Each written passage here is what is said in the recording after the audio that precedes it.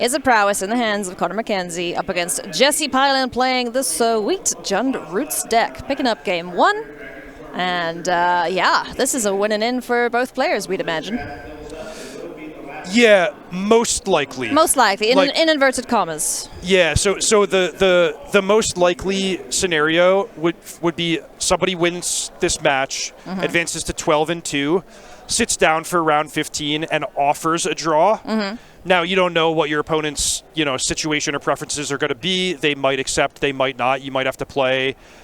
So we can say that these folks are in good position to make the top 8, but it's...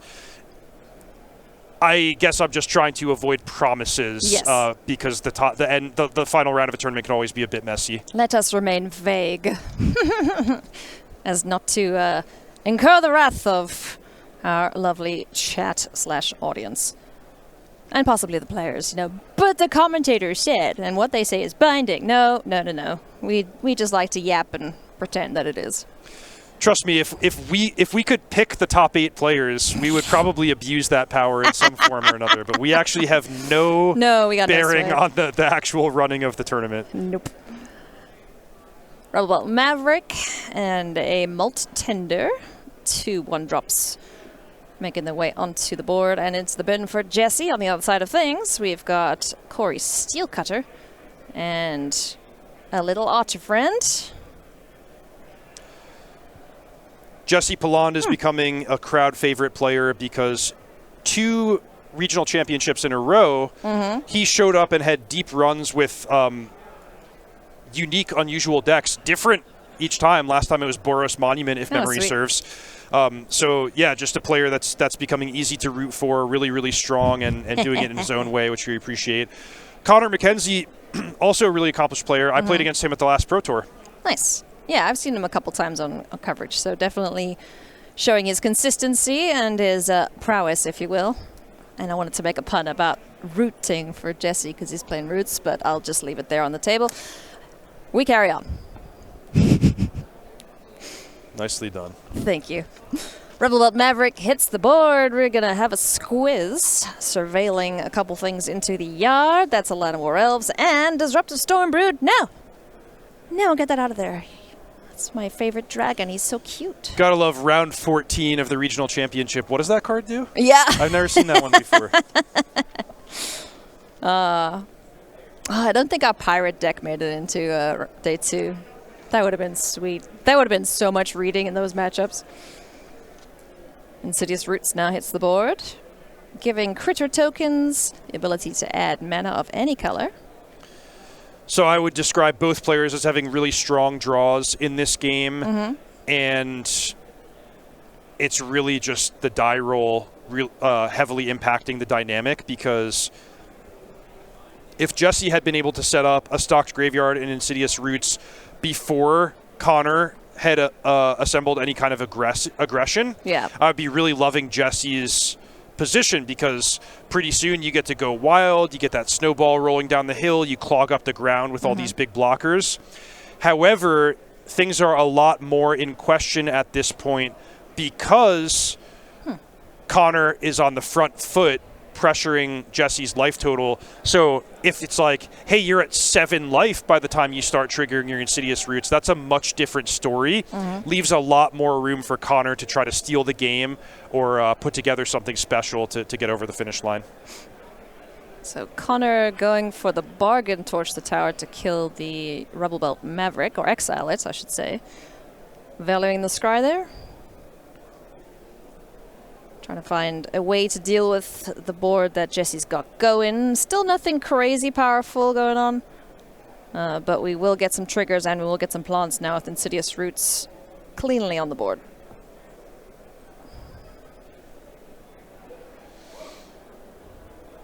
So yeah, for Jesse it's very much a case of, can I assemble my engine and get that value going and churning, etc., etc. And for Connor it's just like, all right, can I kill you before you are able to do that? So pretty modest turn for Jesse there. Got a little bit of value, took out the Steel Cutter, preserved his life total. I think it's going to be a lot about if Connor has a strong draw, and he does not. He cannot even attack his 1/1 prowess creatures into the 1/2 plant. That is about as bad as it gets. Yeah, that's rough. Oh, hi, guy. Obstinate Baloth, speaking of big dum-dums from the sideboard. Whoa! Don't see that hard cost often. Yeah, Jesse brought in Obstinate Baloth against a deck that doesn't make him discard. Just, hey, 4/4 body, gain 4 life. That's exactly what the doctor orders in this matchup. Turns out you can just cost it. Okay, sleight of hand. Connor really looking for stock up here. Yeah.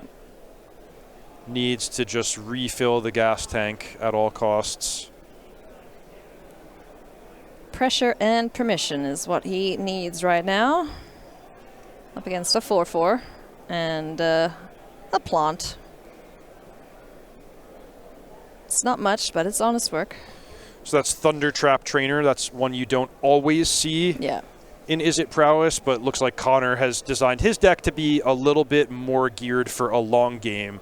Lower on Slick Shot Show Off, higher on card advantage, which both cards pretty nice in this situation. You know, Slick Shot Show Off, I highlighted as something that might be able to fly over Jesse's ground army, but of course, in a game where you have tons of mana and you're kind of stagnating, Thunder Trap Trainer finding you the stock up is about as good as it gets. This is wild. There are no Slick Shot Show-Offs in this list. Nope. Huh. Well, ain't that fancy. Instead going for the Otter Wizard. Which, it's kind of weird. It doesn't do anything beyond its initial enters effect.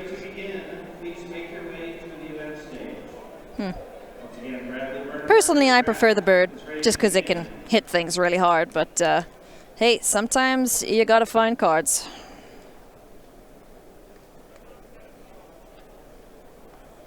Turn passes back now to Jesse, who is sitting at a healthy 18. Dredger's inside, gets to mill things, so cash grab, Verge, Blooming Marsh, and Overlord into the bin. That is gonna hurt. Oof. Another life gain here too. Another plant as the Overlord left the bin. Yeah, Jesse's cooking.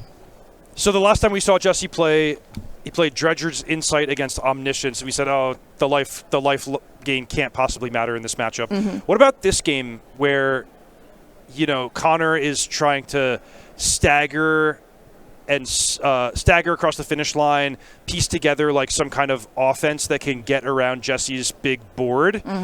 And the accumulation of, hey, 4 points from the Obstinate Baloth, a point every turn from the Dredger's Insight. Now I'm at 19. Yeah. It's a lot different from being at 12 for the purposes of the Is It Prowess player. Yeah. Life gain is cheats for the aggressive decks, is what I've been told. I actually wonder if Jesse made if Jesse went off script and brought in the Obstinate Baloth because Connor doesn't have Slick Shot Show Off. Maybe. I could see against some Is It decks, it's like, okay, I play Ground Blocker, Obstinate Baloth, gain 4 life, and then I take 9 in the air, and I kind of feel silly. But here it's like blocking on the ground is effective. Connor can't do damage in quite as large of chunks. Kind of makes sense.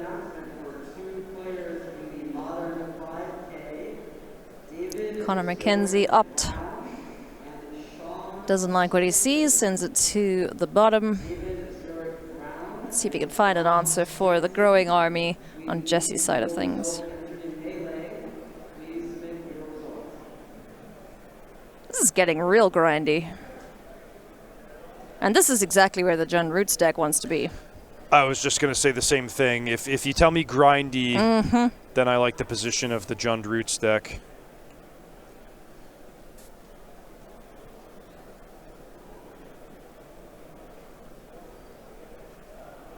A wild Corey Baumeister appears behind Jesse.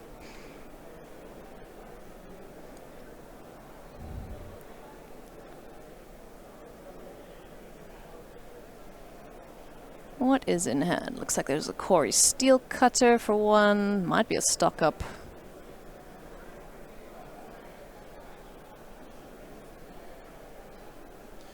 Typically in games like this, where Is It can't get the quick and easy win, it becomes about setting up for a big turn. Yes. So what you don't want to do is spew off a bunch of resources for kind of a meager, non-lethal attack. Oh, I got my monk up to 4/4 and I got to trade with your Obstinate Baloth. Great. That's not really the key to winning the game in this case. Instead, what I'd be doing if I'm Connor is I'd try to be quite patient, sculpt my hand, take a long-term value approach, try to go wide, and then, maybe if you're lucky, you get to set up a turn where you play 5 or 6 spells, give trample to a key attacker, make a huge attack.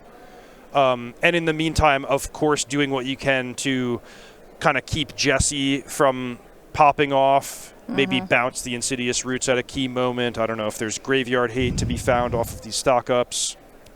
Well, speaking of going wide, I think the only real way for Connor to do that is with level 3 of Storm Chaser's talent.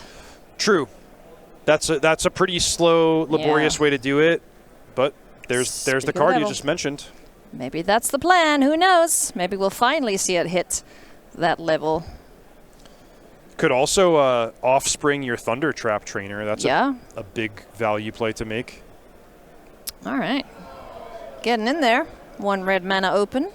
So I believe this was Sleight of Hand, Opt, Stock Up, Storm Chaser's talent. So are these 5/5 creatures? I believe so. There was a lot happening on that turn. Yeah, I mean, I guess this is one of the big turns. You can't really just take 10 here. You could maybe try to line up a double block. 2 mana available. This plant is able to tap for mana. Yep, make sure we tap the right one. Cash grab. Okay, let's mill some stuff. Dredger's Insight, Rebel Maverick. Hey, Swarmweaver. Gee, I wonder which one he's gonna pick. Wow. Nice. So we get another plant off of that. We get another counter on all of the plants. And the moral victory of another opponent reading one of your cards. Yeah. Make them expend more brain power. Yes, yes. Sweet. Cool, so now that plant's a 2/3. Can block along with the Baloth, kill one of these critters.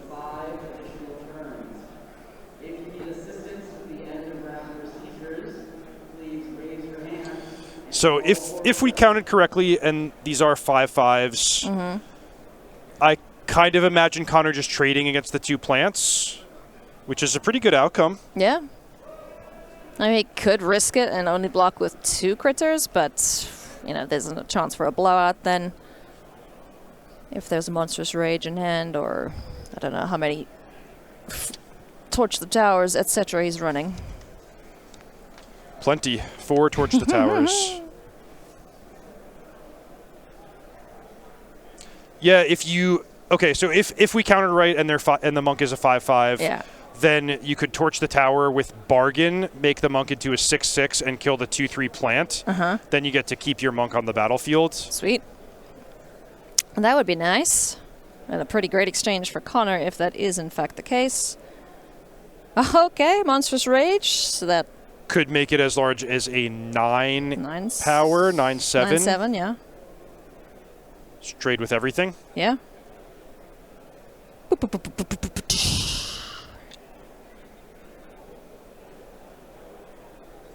All right. So Jesse goes to 14 after that attack. 3 creatures down, though, for him. But you gotta feel like he doesn't really care too much about that, based on what we've seen him pick out of the graveyard. Overlords, Swarmweavers, all that fun stuff.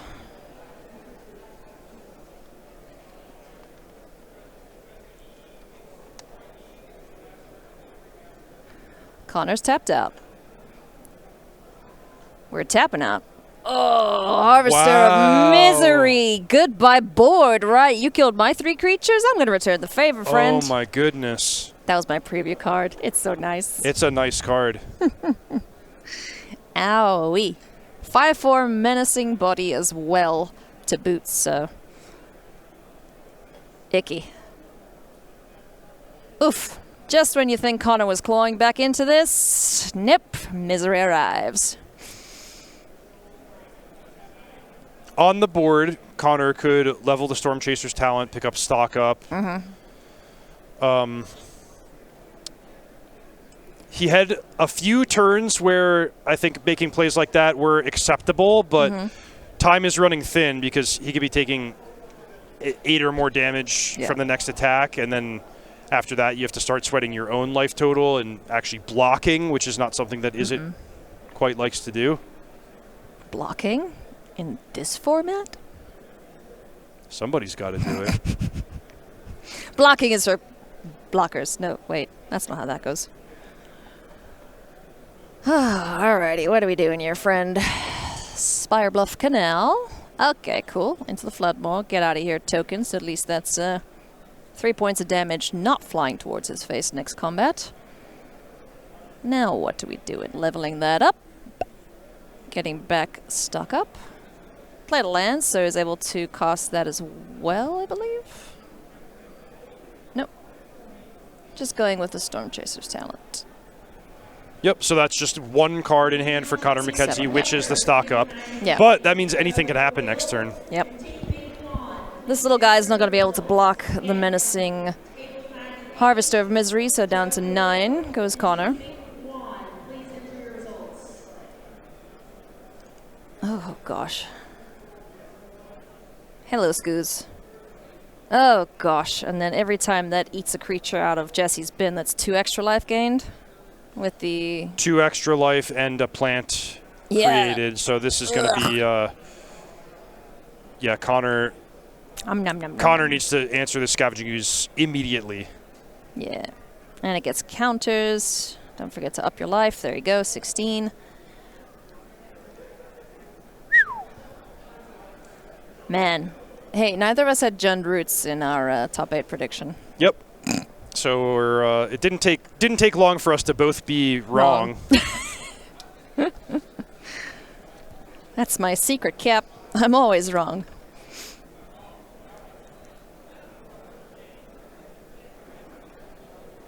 Personally, though, I'm real happy to be proven wrong. This deck is so cool. Oh, for sure. I mean, that's the best thing about a tournament like this is you can't predict what's going to happen. So you're just showing up, watching, waiting to be surprised. Yeah. What players know something that I don't know, and in this case, Jesse Piland does. Mm-hmm.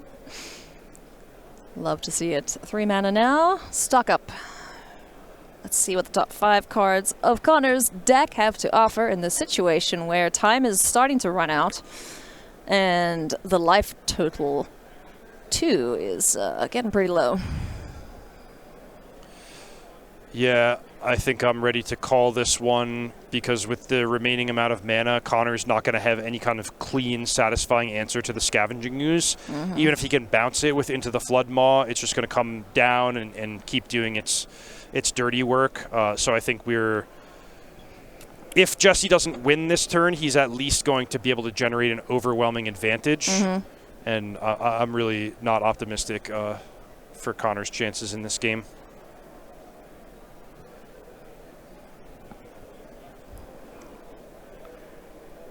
Game actions almost grinding to a complete halt here for Connor, and the handshake is extended. Seeing how many creatures are in the bin there, wouldn't be able to kill Jesse in time, and just way too much value on the board for Jesse Piland. So congratulations to Jesse. We believe that is enough to get him into the top 8. I want to see it though, so